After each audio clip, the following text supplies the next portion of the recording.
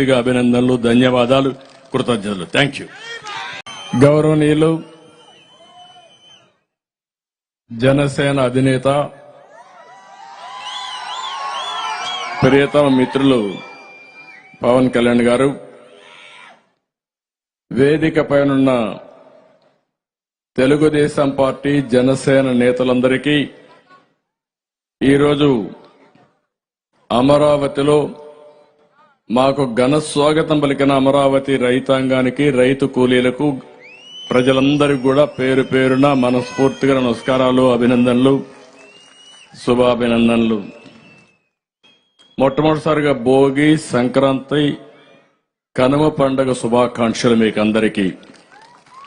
తెలుగు జాతి పెద్ద ఎత్తున జరుపుకునే ఏకైక పండుగ సంక్రాంతి. ఆ సంక్రాంతి ఈరోజు మన అమరావతిలో జరుపుకోవడం నేను చాలా సంతోషంగా ఫీల్ అవుతున్నాను. ఒక పక్క బాధ ఉంది, ఒక పక్క హోప్ ఉంది. మళ్ళీ భవిష్యత్తు మంది. తప్పకుండా అమరావతి కేంద్రంగా, మన రాజధానిగా, ఇక్కడి నుంచే పరిపాలనే కాదు అభివృద్ధి కూడా ఈ సంక్రాంతి నాంది పలుకుతుంది. ఇంకొక పక్కన మనం చూస్తే సంక్రాంతి అనగానే మనకు గుర్తొచ్చేది పాడి పంటలు ఇంటికి రాగా బంధువులు, కుటుంబ సభ్యులతో ప్రపంచంలో తెలుగు వారు ఎక్కడున్నా మళ్లీ జన్మభూమికి వచ్చి బంధువులందరితో కలిసి కుటుంబ సమేతంగా ఈ యొక్క సంక్రాంతి పండుగ జరుపుకుంటాం. నాకు బాగా జ్ఞాపకం. మా మిస్సెస్ అయితే 30 ఏళ్లకు మునుపు ఎక్కడ మీరన్నా ఉండండి, సంక్రాంతికి మాత్రం నారావారిపల్లికి రావాల్సిందేని పట్టుబట్టి అందరం కూడా నారావారిపల్లికి పోతున్నాం. అందుకే ఇప్పుడు అందరూ పల్లె పిలుస్తోంది సంక్రాంతికి రమ్మని.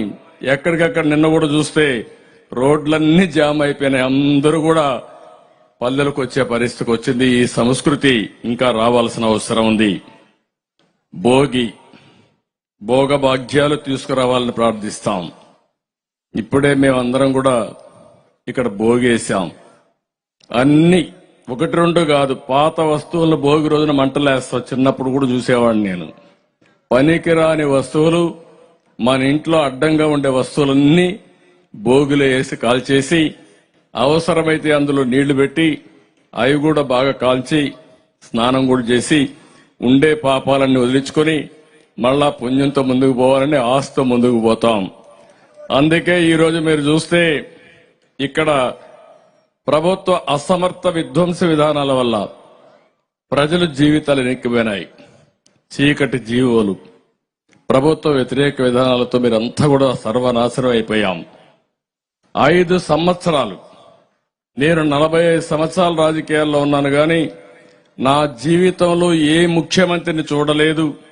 ఇది ఒక విధంగా చెప్పాలంటే చీకటి రోజులు. 5 సంవత్సరాలు ఈ అమరావతి దానికి ఒక ఉదాహరణ. మీరు బండి ఇబ్బందులు చూస్తే మాట్లాడతాను. మీరు బండి ఇబ్బందులైతే పగవాడికి కూడా రాకూడదు, అన్ని ఇబ్బందులు పడ్డారు. అడుగడుగునా అవమానం.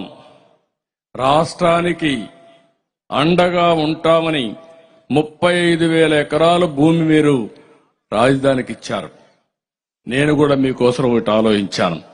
ఇంత ఉదారంగా వచ్చిన మిమ్మల్ని రాజధాని నిర్మాణంలో భాగస్వాములు చేసి పేదరిక నిర్మూలన ఏ విధంగా చేయగలుగుతామో, ప్రజలతో కలిసి సంపద ఏ విధంగా సృష్టిస్తామో దానికి నాందిగా అమరావతి కేస్ స్టడీగా ప్రపంచంలోని మిగిలిపోయేట్టుగా మనం ప్రారంభించాం.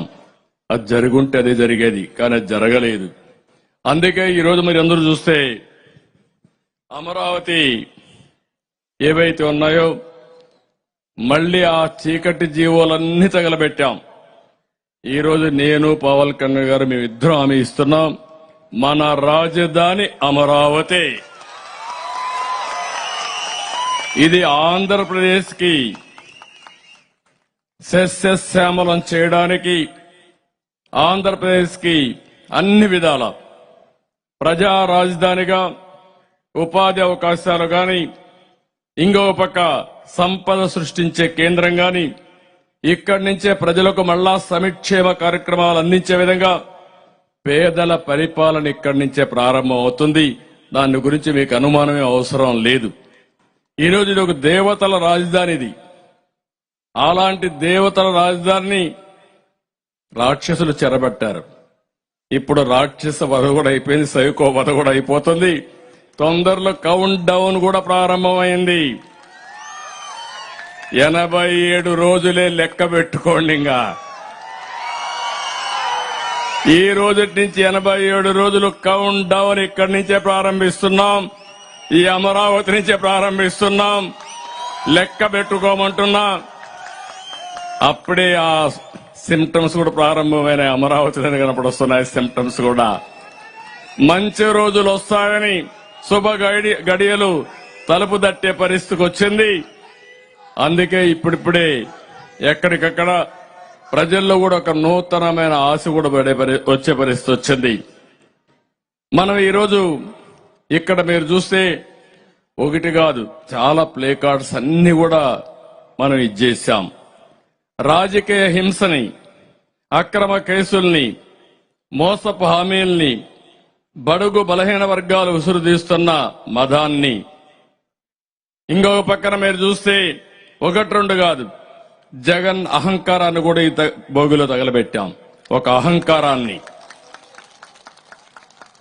పేదల్ని పట్టి పీడిస్తున్నటువంటి ధరల పెరుగుదల, అంగన్వాడీ ఈరోజు పండగ పూట కూడా రోడ్డు మీద ఉండే విధంగా నిలబెట్టాడంటే, ఆడబిడ్డల్ని రోడ్డు పాలు చేశాడంటే, వాళ్ళ సమస్యల పరిష్కారం చేయలేదంటే అది ఈ ప్రభుత్వం యొక్క అహంభావం అని చెప్పి కూడా నేను మీకు తెలియజేస్తున్నా.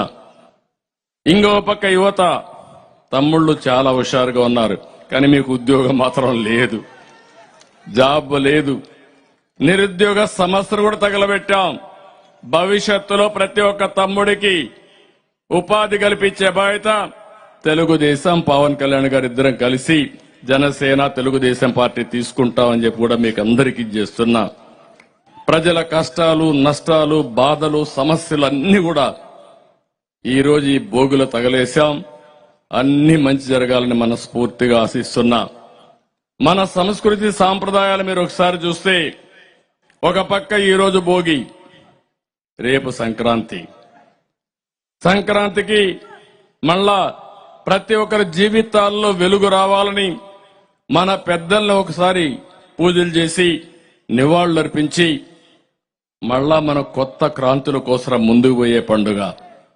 మన సంస్కృతిలో ఇంకో భావం చూస్తే ఎల్లుండు కనుమ పండుగ రోజున పశువులకు కూడా పూజలు చేసి పశు సంపద పెరగాలని, తద్వారా పాడి పంటలే కాదు పశు పంటలు కూడా, పశు సంపద పెరగాలని మనం ఆకాంక్షించే పరిస్థితికి వస్తున్నాం. ఇలాంటి ఒక సుసంపన్నమైనటువంటి సంస్కృతి సాంప్రదాయం తెలుగు వారి సొంతం. దాన్ని నేను గర్వపడుతున్నా. కానీ ఈ రోజు నాకు ఒక బాధ కూడా ఉంది. ఈరోజు పండుగ కూడా సరిగా జరుపుకోలేని పరిస్థితిలో పేదవాళ్ళు ఉండే పరిస్థితికి వచ్చారు. ఇక్కడ మీరు చూస్తే